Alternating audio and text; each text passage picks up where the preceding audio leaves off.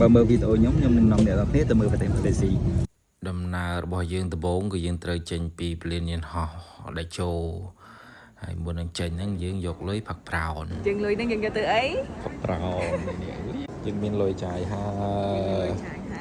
តកែចែកលុយថ្ងៃហ្នឹងយើងស៊ីវិឡាយតិចយើងផឹកប្រោនរដងយើងផឹកកាហ្វេកញ្ចប់ឆុងហើយពេលយើងឡើងមកដល់ផ្នែកខាងលើយើងថតធ្វើចេះតិចទៅហើយយើងរើសនំស៊ីទៅរើសរៀងច្រើនតិចរដ្ឋបាលយ៉ាដល់ទៅទិញនំទិញអីហើយដើរវាសបាយនៅក្នុងពលានណាបើតែវលីក៏បានយកខ្លួនឯងសំលុយបានតែមកដើរលេងនឹងឯងយើងបានទិញអីទេវាបាត់ចិត្តក៏គេឲ្យចាយមួយថ្ងៃ$3មួយថ្ងៃ$39 $9នេះអស់$3ចេះយើងអត់ឡៃតែប្រកែកនេះពីយន្តហោះចេញចោលWith Flight Airline Flight number តែទេលុយនេះហើយទៅនេះដែលធ្លាប់ឃើញគេថតវីដេអូបោះលុយឥឡូវបានមកដើរខ្លួនឯងសប្បាយអូនេះហើយនេះដាល់ទេលោកអើយដាល់ទេលើកទី1ហើយនេះកន្លែងនេះក៏នៅគេជរៀបសួរក៏ភ័យដែរភ័យខ្លាចគេដេញទៅវិញអត់ឲ្យជីហើយគេអ្នកធ្លាប់ជីគេដើរចូលធ្វើមិនដឹងគេសប្បាយមើល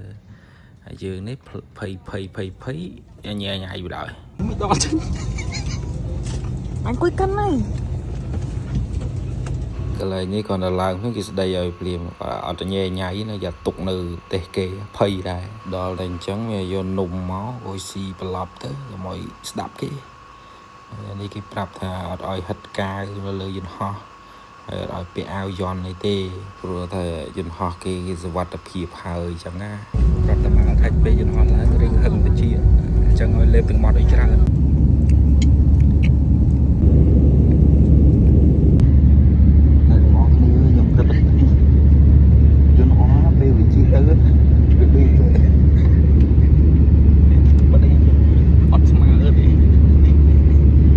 កន្លែងនេះមុនញ៉ាំបាយខ្ពុលមាត់សិនហើយស្ដោះលើយន្តហោះគេ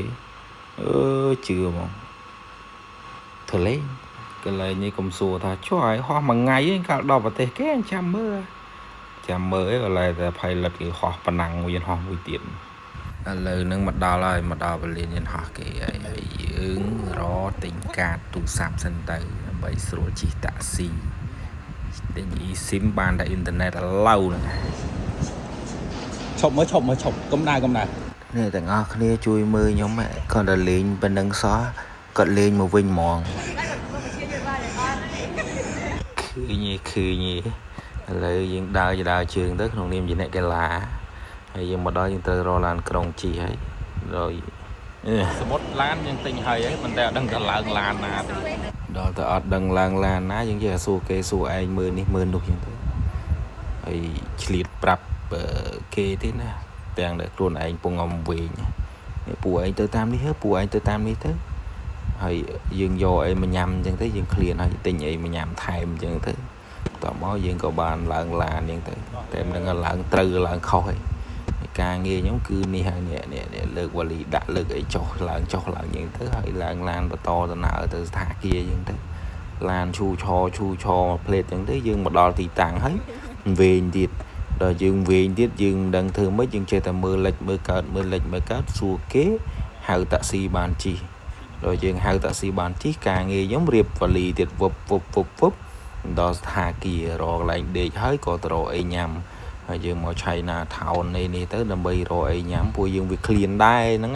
ហើយយើងញ៉ាំម្ហូបគេហ្នឹងទៅនេះម្ហូបគេវាមានអញ្ចឹងវាមើលទៅវាតំណងអីអញ្ចឹងណាយើងចាំកាលទៀតយើងក៏ចាប់ផ្ដើមកាយញ៉ុកហ្នឹងទៅកាយញ៉ុកមកហូបគេឆ្ងាញ់ណាដាក់ម្ដងពីរដងអញ្ចឹងទៅដឹងតែតលន់មកអីហ្នឹងហើយបន្ទាប់មកយើងក៏ធ្វើដំណើរទៅដកលុយដោយសារយើងខ្វះលុយចាយយើងរេរឆ្លងផ្លូវចូលទៅដល់ផ្សារ KK ផ្សារស្តង់ដារបស់ម៉ាឡេស៊ីគេនេះហើយយើងញ៉ៃមួយម៉ាស៊ីនគេឡើងចុះបានលុយមួយដុំយកមកចាយអញ្ចឹងណាហើយក៏ចូលទៅចាយលុយនៅមួយដុំនោះហើយអញ្ចឹងយើងក៏ដើរមកដល់កន្លែងមនុស្សច្រើនអ៊ូអនេះយើងក៏ដើរឆ្លងជាមួយគេជាមួយឯងអញ្ចឹងទៅតើឆ្លងទេឡានបុកហើយតែ stop ដល់ stop ហើយឈរឡើងចុះក៏វល់នៅកន្លែងហ្នឹងឡើងចុះទៅយើងក៏ឆ្លោះគ្នាគេក៏ដេញខ្ញុំឲ្យរត់ទៅឆ្ងាយ ខ្ញុំក៏រត់ទៅឆ្ងាយហើយខ្ញុំសប្បាយម្នាក់ឯងទៅខ្ញុំដឹងធ្វើមិនបើកញ្ញាញ់ខួរហើយមានតែសប្បាយម្នាក់ឯងសប្បាយជាមួយនឹងរត់ភ្លើងគេនេះវឡើងវចុះវឡើងវចុះណែមិនដែរអ្នកឯងក៏សប្បាយបានដែរបើគេដេញយើងបាត់ហើយណាហើយដល់តែមិនទៀតទៅដល់តែយើងសប្បាយឆ្អែតឆ្អន់ទៅយើងក៏ចាប់ផ្ដើមដើរទៅតាមគេវិញដើរតាមវិញគេចែកជើងគ្នាអស់ហើយនៅឆ្ងាយពីគ្នាហើយមាននៅចិត្តគ្នាតែដោយសារយើងវែងផ្លូវហើយយើងរកផ្លូវទៅផ្ទះអត់ឃើញក៏យើងសម្រុះសម្រួលគ្នានិយាយគ្នាថារកផ្លូវទៅផ្ទះរួមគ្នាសិនអញ្ចឹងទៅចោលលិចចោលកើតចោលលិចចោលកើតរឡើងរចោលទៅអ៊ំវែងនៅទៅវល់វិញហ្នឹងវល់រត់ភ្លើងជិះអត់បានយ៉ាងណាយ៉ាងណីក៏យើងមកដល់បគិតបញ្តាំងហើយយើងក៏ត្រូវមករកជិះរថភ្លើងតែវាញ៉ៃញ៉ៃពេកក៏យើងស៊ូអញញ៉ៃនឹងហ្មងទៅឡើងចុះយើងក៏ហ្នឹងហើយមកដល់កន្លែងទិញកាក់ដើម្បីជិះរថភ្លើងដាក់លុយយកវាខ្ជាក់លុយវិញវ៉ែ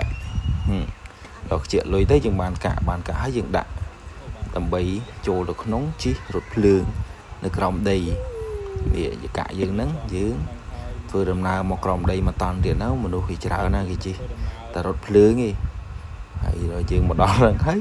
យើងវែងរថភ្លើងទៅថាជុំបើជិះឡើងចុះទៅដល់កន្លែងទីតាំងផ្សេងធ្វើមិនគេថាចូលសិនណាចេះចូលសិនណាចូលទៅក្នុងរថភ្លើងគេហ្នឹងចាប់កៅអីតែរកកៅអីចាប់បើមិនចឹងទេឈរមើលគេតែរថភ្លើងគេលឿនដែរមិនអីទេតែមួយផ្លេតហ្នឹងឈរក៏មួយផ្លេតអង្គុយក៏មួយផ្លេតដូចគ្នាហើយយើងក៏ពិភាក្សាគ្នាថាឥឡូវយើងត្រូវគ្នាវិញទៅអីដើម្បីរកផ្លូវទៅផ្ទះទាំងអស់គ្នាអូខេសម្រាប់គ្នាហើយក៏ចេញពីរថភ្លើងហ្នឹងដើរមករកផ្លូវទៅផ្ទះទៀតអញ្ចឹងយើងមកដល់អាច្រកចេញនេះយើងក៏គិតថាហ្នឹងច្រកចេញហើយអញ្ចឹងយើងក៏បន្តដំណើរមកយើងដាក់កាតពុបវាអត់ឲ្យខ្ញុំត្រឡប់ខាងនេះគាត់ឲ្យទៀតមានណាខ្ញុំក៏ប្រើភាពឆ្លាតវៃរបស់ខ្ញុំហ្នឹងគិតសញ្ជឹងបន្តិចទៅខ្ញុំក៏ដើររកថាអូប្រហែលជាកន្លែងនេះហើយជាច្រកចេញនោះខ្ញុំក៏មើលថាអ្នកទាំងអស់គ្នានៅទីនេះគឺជាច្រកចេញខ្ញុំរកឃើញហើយដាក់កាក់ចូលទៅវាបាក់ទ្វារខ្ញុំចេញហើយអ្នកទាំងពីរក៏បាននៅចេញបន្តគ្នាទៅពួកយើងក៏ត្រូវគ្នាបន្ទាប់ពីពួកយើងត្រូវគ្នាពួកយើងក៏រកច្រកចេញបានមកឃើញខ្ញុំនេះសប្បាយចិត្តពេកខ្ញុំក៏ណែរំជួយយូរមែនរំបាត់ Madison បន្តិចទៅដោយសារសប្បាយចិត្តពេករំ Madison ហើយបន្ទាប់ពីយើងរំបាត់ Madison ចប់ហើយយើងក៏បានដើរទៅរកកន្លែងដេកវិញអរគុណអ្នកទាំងអស់គ្នាសម្រាប់ការទស្សនាវីដេអូហើយកុំសួរថាស្អីអញមើលមួយថ្ងៃអត់មានឃើញស្អីបងឃើញតែវល់ចឹងនេះជាវីដេអូទី1សូមរួមចាំងទស្សនាវីដេអូទី2បន្តទៀតណា